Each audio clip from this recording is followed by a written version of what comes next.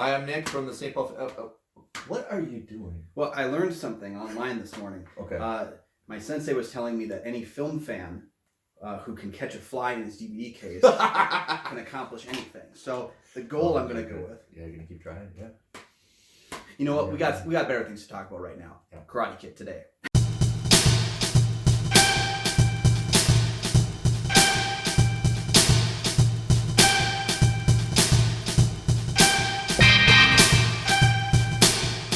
All right, I'm Nick from the St. Paul Filmcast. And I'm Kyle Goethe from GoatFilmReviews.com, and today we're talking about a seminal 80s classic, if there ever was one, one that's only recently resurged due to YouTube Premium, Netflix, and Cobra Kai. That's right, we're talking The Karate Kid. It was a phenomenon in the summer of '84. It came out. It was relatively unknown before it came out. People were really kind of surprised, what is this movie and everything. And it became a massive hit after the summer of '84. And then, like anything in the 80s, merchandising, right? Clothes, action figures. Where the real money from the movie. The real money. And music. And actually the music is probably catapulted the movie more than the movie itself. I don't think people talk about the soundtrack to these films as much as they should, because there are musical moments, songs written for these movies I didn't know were written for these movies. I've just heard in popular culture outside of it and connected with it. For those of you who don't know the plot, I mean, it's about a kid who learns karate, but Daniel LaRusso, a bullied new teenager, reaches out for help from a karate master in order to defend himself against the bullies that are taking him down to this new school. Pretty simple. So I was the summer of '84. I was just before first grade, and this was a big hit. You see, eventually in first grade, you see kids bringing action figures. They had, Karate Kid, lunch boxes, and everything, and that was the start of the merchandising. But another footnote, I think you weren't aware of, but music videos, MTV. So even if you weren't familiar with the movie, you get bombarded with the music videos that featured all the songs and everything. So it was a constant pumping out all the merchandising as a movie. Then eventually you go see the movie and you're like, well, I like it. Yeah, it was good. Yeah. I think that was kind of what, this was a first time viewing for me. My wife had seen the original film.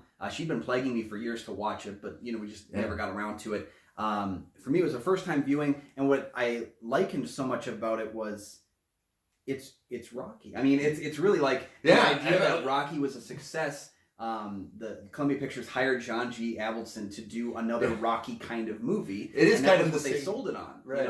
So they asked Robert Mark Kamen, who's a pretty solid contract writer, put together a screenplay that was a Rocky-ish movie, and that's, I mean, honestly, you could compare notes down to like specific details about this film, how they relate to Rocky, including even just the "You're the Best" song that plays in this film was written for Rocky 3.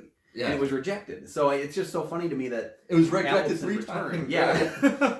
I love it because it got rejected for Rocky 3 and then Flashdance, and then uses this kind of the song is actually kind of almost like how Daniel gets treated in the movie. It's just kind of a throwaway. And it's funny to me because it's just it epitomizes like that 80s music that was very like created in a factory for this kind of a film. It's an enjoyable song. So yeah, it definitely follows the beats of Rocky. Here's a person that is interested in the field of his discipline of, for him it's Daniel's martial arts, and for Rocky it was boxing, and he's coaching himself, right? He's learning it by himself, and then he sees somebody that's astute, that's the reluctant master. This formula works for everything. So you have the lone cub and the lone warrior and the cub always works. So and the unique thing about this, and if you watch it for the first time, is the training that's involved with it. Usually Rocky's unorthodox training, and here you have unorthodox training. Oh, exactly. Yeah, and it's become iconic, unorthodox training. Yeah. Wax on, wax off, paint my fence, only like this. And then I love that scene, again, like, all the story beats to the film as you're about to hit each one, but I love that scene where Daniel finally loses it and says, what are we doing here? You've got me painting your house, you've got me doing all these chores for you, and he has this breakdown moment.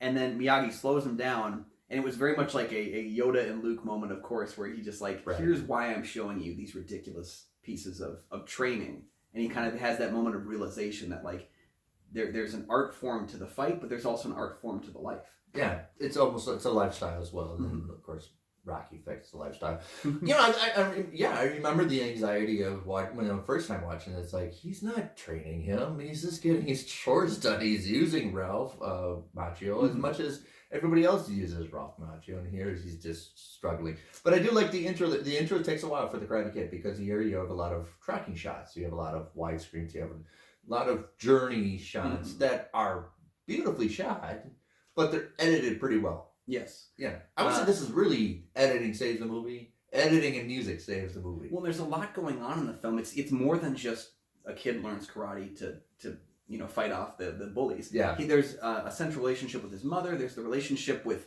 Allie, who's played by one of my all-time crushes, Elizabeth Shue. Yeah. And I think what's so interesting is that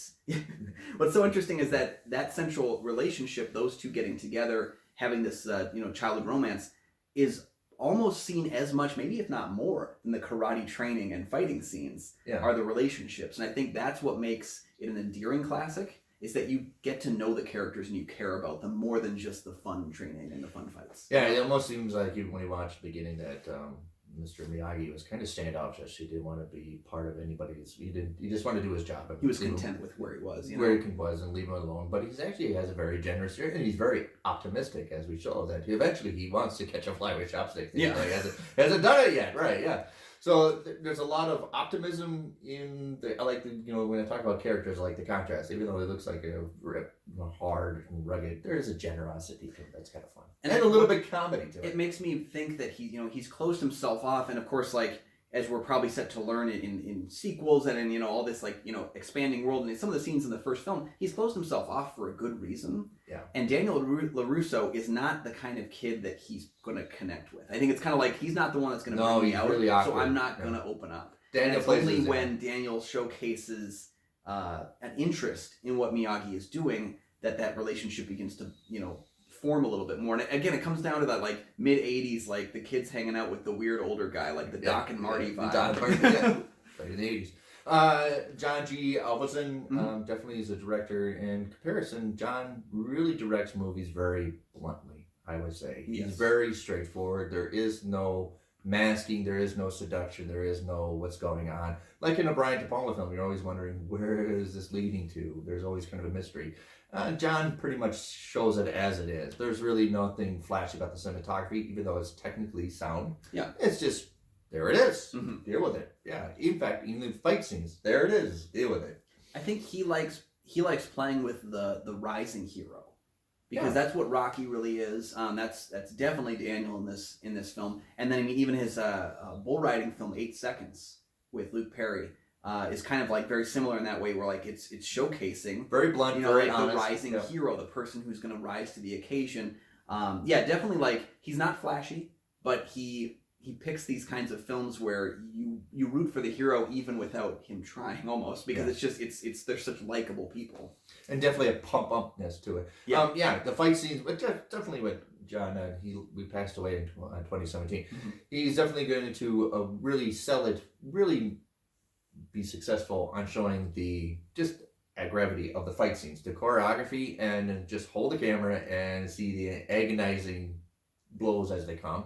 And a lot of people did get hurt. A lot of the actors actually, some of them had to be pulled away by stunt people because they actually were very aggressive in the fight scenes, that people were getting bruised things when you make an accident and you accidentally kick someone in the face, they're going to remember that even if it was an accident. Yes, yeah.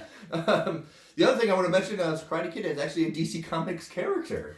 That's something I noticed watching the credits all the way through, is at the end there is a moment that says, we would like to thank DC Comics for letting us use the name or something like that, permission to use the name. And I remember thinking, is this based on a comic book? And I looked up, of course, it's not based on that, but that's where the title comes from. It's a unique piece of fiction. Usually when they do the whole universe of DC Comics, he does get a play. So Karate Kid was started in the late 60s in the DC universe, and you see him once in a while in a lot of the galactic cosmic entities. So he's not really popular, but he's in there. Yeah, it kind of makes you think if he was going to show up in a DC property, would they get in trouble if they had Karate Kid show up now because it's been preempted? All lawyers will love it, right? Yeah, lawyers will love it. Also want to bring up, since it's the references of Karate Kid being a DC comic, Mr. Moriarty, Pat, Pat Morita? Pat Morita. It was actually the first Mr. T. There was a TV show called Mr. T and Tina, and he was Mr. T. So before we know about the 80s Mr. T, he was the first Mr. T. So there was a TV show in the late 1976, and I vaguely remember it. I didn't think it would last very long, but it was one of the first TV shows that featured 2 Asian Americans as the leads in the sitcom. Wow. And let's talk about Pat Morita too, because he was nominated for Best Supporting Actor in the film. Originally, I had read that they were looking at a lot of people for this character because it was a very important one to the film's projection. Yeah. And Toshiro Mifune, who is very famous for working with Kurosawa in a lot of films and just a famous Asian performer, and he was interviewed. He did the takes and everything like that, and they felt he was just too serious to play the role. And I think that's where you can have a terrific actor who just doesn't fit the film. It's nothing wrong with Mifune, but Morita had this perfect blend of fatherly wisdom to a kid who was really without a parent. His mother was very busy working. He didn't have a father in the picture. Morita has that warmth to him that grows as he gets to know LaRusso, but he also has this hardness to where he's not afraid to make him work for it. Right, yeah, it's a hard performance to do because there are he gets drunk and then he does his comedy bits and then he kind of at least I heard producers didn't want to keep that scene and they fought to keep it, but that's probably what sold him to get nominated. Mm-hmm. But he also, I think it's important to have a background of comedy first and then do the serious next, because if you're a serious actor, it's hard to show the comedy, right? It's hard to go the other way. And with both comedic performances and horror film performances, it comes down to timing. Timing is so important to get the fun factor, the laughs, and also to get the chills and the frights. So, it's really great if you can get a performer who's mastered things like comedy, who's mastered things like terror. And Pat Morita, of course, very well known for that. I think he was on Happy Days for a while. He ran the cafe, the burger joint. He'd had some pretty good practice with comedy. Which is funny, if you watch an episode of Happy Days, Tom Hanks comes in almost like a Karate Kid to confront Fonzie. I'm going to have to look at that one. It is a funny Put that on the Patreon. So Tom Hanks dresses up like Karate Kid and tries to fight Fonzie. Well, and let's look at that scene too. You mentioned, the studio wanted to pull that scene out where he's drinking, and we get this in this deep-seated moment where we get to actually see Miyagi as someone more than just the very cliched, karate master at times. That scene definitely would have clinched him that nomination, and it's also one that gives probably the most heartfelt scene in the movie. If you lose that, you lose a lot of that heartfelt enjoyment. I understand the studios they want to, we're an action movie, it's for kids, we don't want to show an adult getting drunk and everything, but it fits the development of the character, right? It enriches him. He's not just a one-note person that we understand. He has some flaws. Yeah, exactly. And without that scene, I think you don't care as much about the two of the characters. Yeah. You care about LaRusso because we've all been that kid who's been picked on, who's been bullied. If we've ever moved to a new area, I know a lot of people, my wife moved to a new school 2 years before she graduated. There's bullying, there's getting picked on. We all understand that. But we understand Miyagi then, and we understand their relationship. Without that scene, I don't think the film works nearly as well with the two characters. There was a big rumor, especially the 80s when I was a kid, that Chuck Norris turned down the role of the sensei of Cobra Kai, and eventually people, I don't know if there's not really reality, I don't think it's true, but I don't think it would fit Chuck Norris to be the bad guy in this. And then he's done bad guy performances before, but I've never, no offense, Chuck, I've never been convinced by his bad guy performances. No. He's one of those guys that he's got that Arnoldness to him where he's got to be the hero or else you just don't connect with him. Yeah. Whereas Martin Kove, who does a tremendous job as Kreese, because he can play a guy who's not really written to be layered. No. But he plays him so villainously and so realistically. But you understand why he's villainous. He probably has probably some trauma from being in the Vietnam War. He realizes that you can't be soft anytime. You got to be on alert. It's always shields up. It's never a defense. It's always action first. So you understand the motivations, even though it's wrong. Well, and Kreese also has this inherent sense, I think, that he wants to make his pupils strong. Because, kind of like butter them up, he's trying to do this with the best intentions. He wants his guys to not be weak because weak people suffer. And I think he's got the best of intentions and just the worst way of doing it. And by the way, why was there not a marketing campaign for Kreese's peanut butter cups? I just kept thinking about it the whole time we're there. We can get back on topic, though. Marketing, merchandising, product placement. It was something that I would have thought of right out the get-go. If you didn't know, market and product placements blossomed in the mid 80s, and this is one of those. It's very obvious it blossomed where companies give you money to put your product in the movie, and it really developed in the late 80s, and really people realized that, oh, we can actually do this. Yeah. Well, and speaking of product placement, so interesting little side thing here. Yeah, Coca-Cola owned Columbia Pictures at this point. Okay. So they wanted, to have their products on screen and stuff, and Ralph Macchio didn't really like this idea because he felt like he was being forced to sell a product instead of give a performance. So he actually intentionally tried to hide a lot of the merchandising and stuff on screen as he was doing it. And another funny thing about it, so Clint Eastwood's son Kyle tried out for the lead role, was rejected. And Clint Eastwood started a ban on Coca-Cola products on his film sets in a way to get back at Columbia, which I always thought was very weird. I like those small little battles that you have to do because there's a lot of I've been on film sets. There's a lot of boredom on on film sets, and you have to find ways to entertain yourself. And how can I stick it to Columbia Pictures? I know. Just get rid of that Coca-Cola. Or if you're like Clint Eastwood, how could I, make sure everybody reads my contract? Well, just insert this in there. Make sure you read it. Right, yeah. Mm-hmm. I've talked about Pat Johnson, the fight choreographer. Oh, okay. Yeah. Okay, this is smart. Your choreographer is actually the referee in the film. Yes. So you can, you gone too far, or that's not enough. That's a smart idea with John, just put him in the movie as the referee. Mm-hmm. And I remember they used to sell T-shirts that said "referee read" from the movie. You could buy him. I remember in the mall that said "referee" on them. So I think another way it's a smart thing to do because he's on set then, and he's really not even if he interjects in the middle of a scene, he's not breaking character. It's almost like the perfect casting piece. But it's shot. The end scene is shot just like the Rocky fight scene at the end. It's very claustrophobic. Mm-hmm. I mean, I think they put black curtains in the back, so you don't see anything. So it's always compressed, even though you want to show the scale, but you want to also compress at the same time. Well, and as far as the ending goes, I won't get into spoilers if you don't know. I mean, I knew this ending before I watched the film. It's very much the iconic moment. What I found interesting, because the film felt like Rocky, spoilers for Rocky here if you guys want to stop there, spoilers for Rocky, but at the end of Rocky, he loses.